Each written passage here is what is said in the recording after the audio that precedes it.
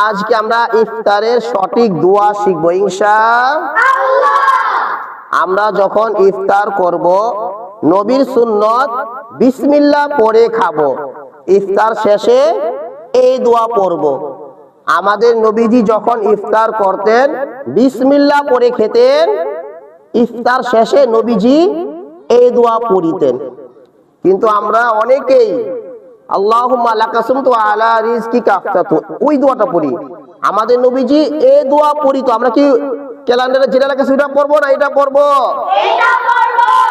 এই দোয়াটা সঠিক। আম্মু আব্বুকে বলবেন আমাদের নবীজি এই দোয়া পড়িতেন। আমরা আল্লাহুম্মা লাকা সুমতু ওটা আমরা পড়বো না।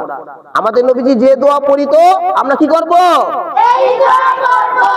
আরেকটা কি বললেন? রোজার নিয়ত না, রোজার আলাদা কোনো নিয়ত নাই। মনে করেন আমরা স্কুলে যাব, নিয়ত করেছি, মসজিদে যাব, মাদ্রাসায় আসবো, নিয়ত করছি, আগামী কালকে আমরা রোজা রাখবো, এটাই নিয়ত। ইন্নাল্লাহা আলিমুম বিযাতিস সুদূর। আল্লাহ আমাদের প্রত্যেকের দিলের খবর জানে কি জানে না? জানে। আলাদা ভাবে নাওয়াইতু আসুম্মা গদাম কুরআন হাদিসে নাই। আমরা যে আগামী কালকে রোজা রাখবো এটাই নিয়ত। মা বাবাকে বলবেন আলাদা কোনো নিয়ত নাই। আমরা যে আগামী কালকে রোজা রাখবো এটাই নিয়ত। আর কি বলবেন? ক্যালেন্ডারে যেটা লেখা আছে ওইটা না, মা বাবাকে বলবেন এটাই সঠিক দোয়া। ঠিক আছে ইনশাআল্লাহ? ইনশাআল্লাহ। যাহাবা ওয়ামা আবার বলেন ওয়াবতাল্লাতিল উরুক।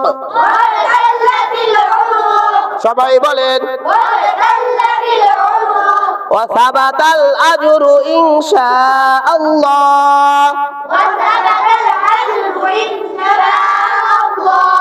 এই দোয়াই সঠিক। আমরা এই দোয়া পড়বো। ঠিক আছে ইনশাআল্লাহ?